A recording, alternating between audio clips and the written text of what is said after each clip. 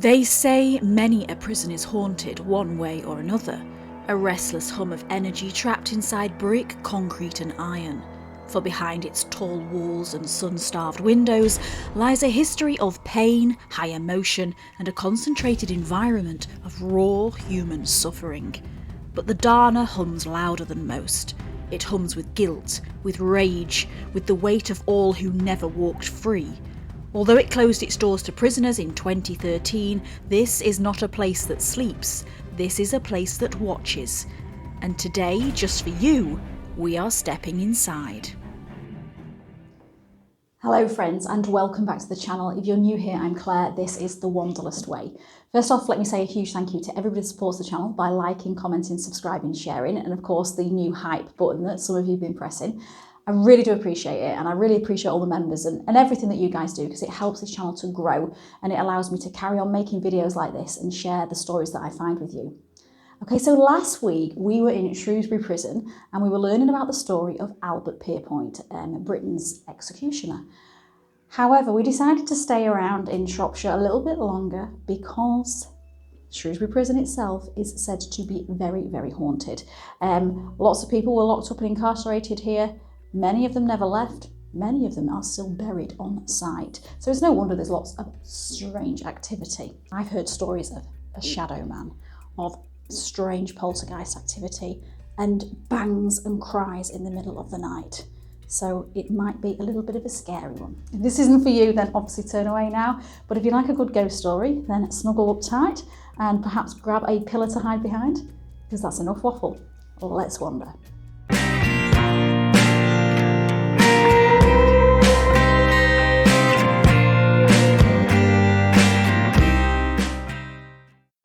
Welcome to Shrewsbury Prison in Shropshire, England, an institution where all kinds of emotion have bled through its corridors. Fear, anger, sadness, maybe even a little bit of joy, and many people still feel they can feel that emotion lingering still. Shrewsbury Prison, or as it's long been known, the Dana, has stood here in Shropshire for more than 2 centuries. Built in the late 1700s, rebuilt in the Victorian era, it has witnessed everything from public executions to fights, assaults and self-harm.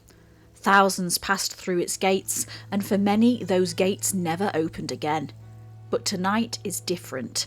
The cells are empty, the day visitors have long gone home, and the iron doors have been locked behind us. We've been invited to explore the Dana when the lights are out, when the corridors fall silent and the prison belongs once more to its ghosts.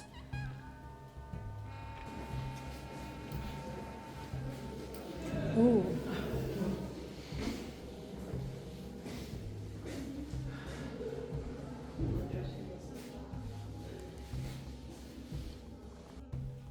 I'm told the night visits here are unlike anything else. Footsteps heard on empty landings, voices calling from behind bolted doors, sudden drops in temperature as though someone unseen has brushed by.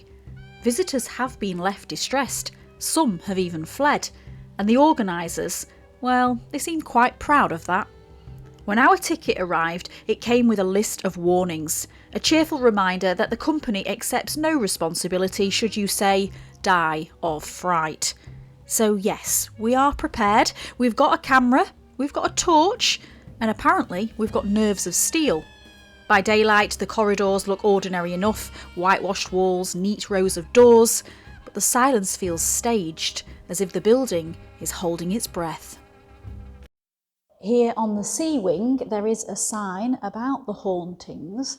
So I'll just read it to you. It says, as with many locations that are associated with the darker or more painful parts of human history, there are lots of reports and stories of unexplainable sounds, sighting and weird goings on. Sea Wing has a reputation as the most haunted wing. There are multiple stories about a lady in cell C203 who walks across the landing towards the execution room, so that's from there to there, and a young boy who has been seen sat at the bottom of the steps. One account of the little boy being seen is from an officer on nights. He heard a child crying and saw a boy who was about 8 years old sat on the bottom steps. He ran down the landing and the child had vanished. He refused to work on Sea Wing after that incident. Another officer on nights reported finding water cascading down over the officers' windows from the 2S. It was discovered that on the floor above the wing, water was gushing over a sink onto Sea Wing. No officer had access to this part of the prison during the night, as it is sealed off, so it could not have been someone playing a trick. Strange times. Are hauntings real? There are different theories about this, including it being trapped souls or a type of memory stuck on repeat. Is it simply someone's feelings when they are connected to the past? What do you think? If you were here for the last video I made, you'll know I chose Shrewsbury for its connection to Albert Pierpoint, Britain's #1 executioner. That particular video went live last week. But that really is just a tiny piece in a very dark puzzle. When Shrewsbury Prison first opened, it became the main execution site in West England. Back then, executions were public, held high on the gatehouse roof, so everyone could come along for a look. A great day out for some, it seems. Souvenir posters, cheering crowds, death as entertainment. The very first hanging happened in 1795 and involved a man named John Smith. His crime? Stealing a handful of handkerchiefs. What today might get you a slap on the wrist would, in 1795, cost you your life. Our guide explained that one of the spirits said to haunt the prison could be a woman connected to that first execution, believed by many to be John Smith's secret lover. The story goes that she didn't think he'd really stolen anything, that her father had framed him to keep them apart. After watching him hang, she's said to have taken her own life, and now she wanders the corridors of the Dana, still searching for her lost love. Romantic or tragic, who knows? But it fits the tone of this place perfectly. Because in the early 19th century, more than 200 crimes were punishable by death. Everything from stealing the handkerchiefs to shooting a cow. There was no mercy. And it could be the reason that over 60 men and women were executed here during the Georgian years alone. When you think about that much death packed into one small prison yard, it's no wonder people believe these energies never left. Oh, and did I forget to mention, the majority of those executed here are still here, buried beneath our feet in unmarked graves. When a place has witnessed this much pain, it's no surprise to believe that it leaves an imprint. Now, this prison closed in 2013. It's now been reopened as a tourist attraction. Lots of films are made here. So it won't have exactly the same kind of energy that it had when it was a working prison, but the stories are still lingering. And you can actually come and visit this place for yourself. I do have a discount to share with you, and I'll give you a little bit more detail on that a little bit later on in the video if you want to come and visit too. Before we say more, let me ask you a question. If public executions happened today, do you still think that they would pull in the crowds? Yes or no? Let me know in the comments what you think about that. Okay, well, the final public execution ever held at Shrewsbury took place on the 9th of April 1868. The condemned man was John Mapp, 35 years old, convicted of murdering a 9-year-old girl named Catherine Lewis near Longdon in Shropshire. Catherine had disappeared just a few days before Christmas, and eventually her father found her, suffocated by a shawl and with her throat severed. John had been their neighbour, and he gave a full confession shortly before his public hanging. His crime shocked the county. The newspapers called him a monster, and people travelled for miles to see him die. By dawn, thousands had gathered outside the walls, crowding the Dana footbridge and filling the streets below, waiting for a spectacle. At 8 o'clock, the great gates opened. Mapp was led out onto the scaffold built high above the entrance, pale, shaking, muttering a prayer. Moments later, John Mapp dropped. A roar rose from the crowd, part gasp, part cheer, and with that, the age of public execution at Shrewsbury was over. From then on, death still came, but it came in private, behind heavy doors. No public witnesses, no applause, just the dull thud of the lever and the echo that followed. Some say that echo still lingers. Visitors passing beneath the old gatehouse have spoken of a sudden chill, a pressure in the throat, as if the air itself remembers what happened here. Others swear they've heard footsteps pacing above them, and the faint creak of a rope swaying in a wind that no longer blows. Perhaps it's imagination, or perhaps John Mapp's spirit, or many others, never truly left. They say the living should tread lightly here, for before you've even stepped past the threshold of the gatehouse and into the cell blocks, you've already crossed ground steeped in centuries of sorrow. Beneath our feet lie the oldest cells, damp, airless vaults built long before daylight was considered a human right. They run alongside marked graves and a tunnel that once carried shackled prisoners from the nearby train station straight into the bowels of the Dana. Even if you don't believe in ghosts, you can't escape the weight of that history. It seeps through the floor, it lingers in the air, and sometimes it sends a shiver down your spine before you've even realised why.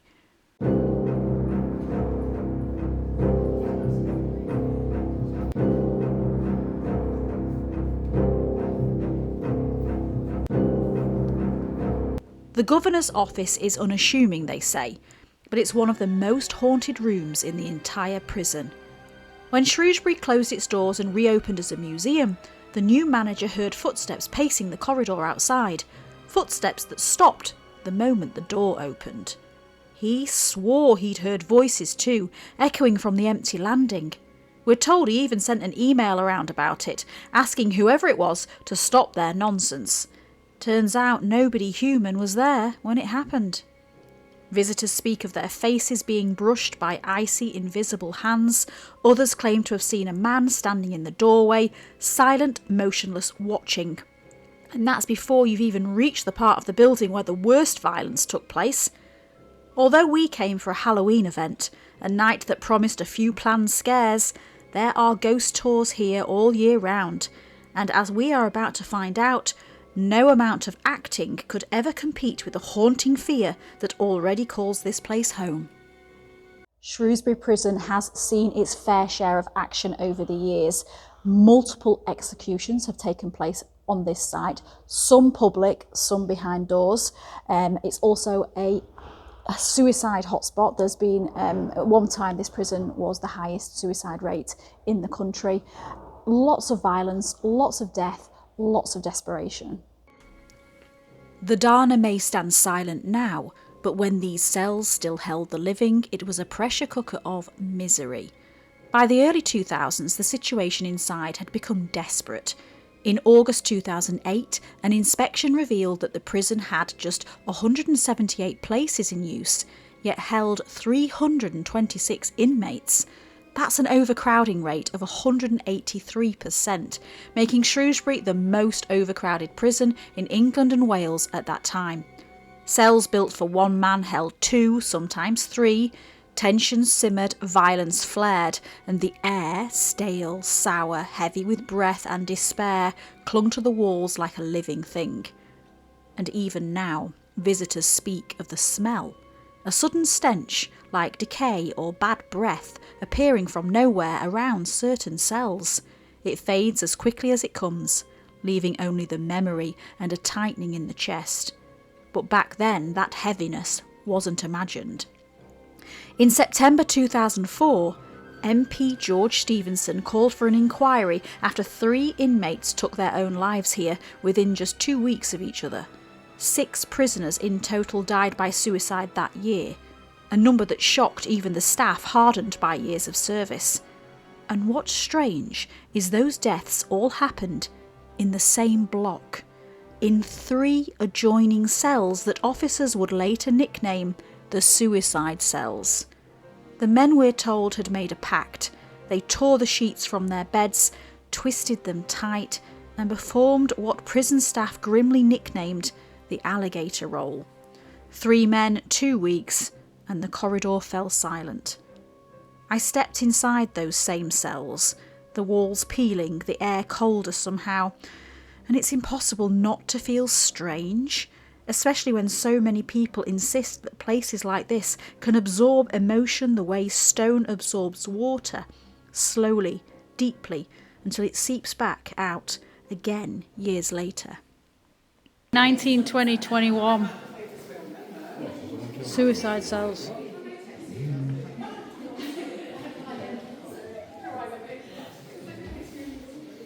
Oh.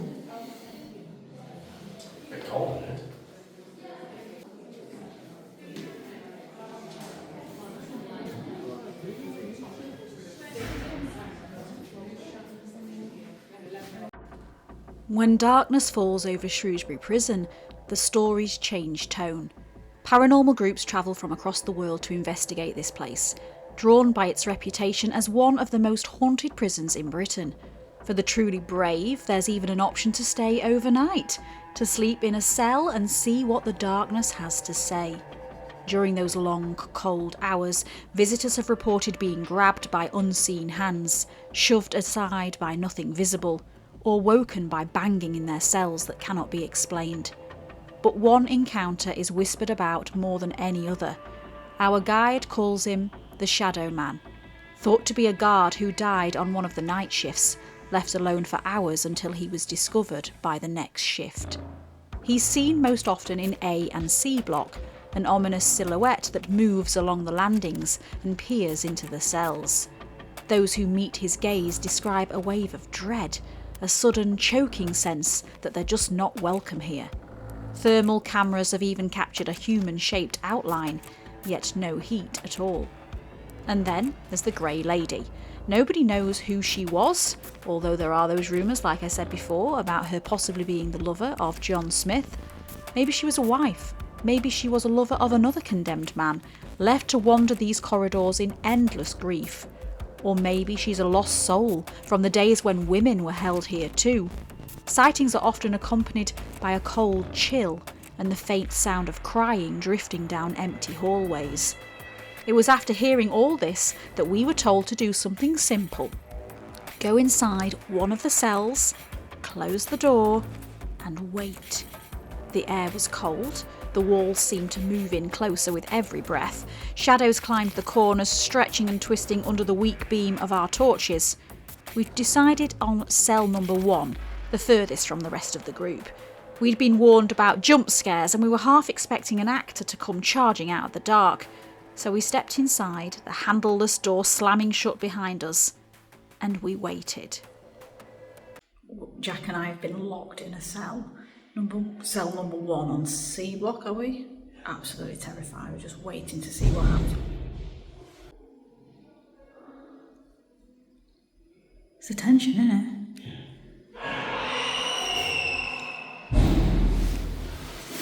They go in one corner so they don't know who's to target. Go in one corner. You go in that corner, I go in this corner. No, we go in the same corner. You go in the same corner because they'll charge at us. If you're both in different corners, we won't know who to go for. I don't like that.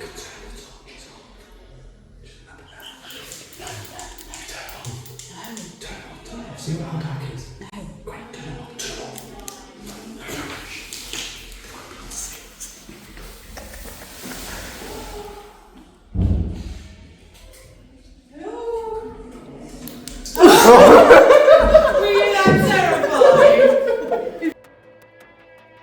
Thankfully, our plan paid off. While the rest of the group screamed their way through a series of jump scares, we somehow managed to stay safe. That's not to say, though, that those few minutes in the dark weren't heart-racing. Standing, waiting, the air thick around us, the walls seeming to breathe. It's amazing how loud your imagination can get. But at least there was one thing we did not have to worry about. At least we were not in cell C203. Cell C203. It is reported to be the most haunted cell in the entire prison. Considered the haunted wing, there have been many inexplicable incidents in this wing reported by officers, prisoners and members of the public today. Many officers would refuse to work on this wing alone at night and reported they saw a grey lady emerge from this cell, making her way across the landing and towards the execution room. Jack, you know what this is? What? This is the most haunted cell in the entire prison. Is it? Don't you picture it? So yeah, I let him take my picture, and as you can see, I was not terrified in the slightest. Shrewsbury Prison finally closed its doors in 2013, bringing to an end more than 2 centuries of confinement. Today it stands open as a museum, a place where the public can explore the wings, step inside the cells, and see for themselves what life behind bars is really like. If you've never set foot inside a prison before, then this is your chance to do it without the body search. The smell of metal, the chill in the corridors, the way sound bounces off the walls, it stays with you. Since its closure, the Dana has become a favourite filming location. The BBC drama Time, Coronation Street, Holby City, and even banged up Stars Behind Bars have all been filmed here.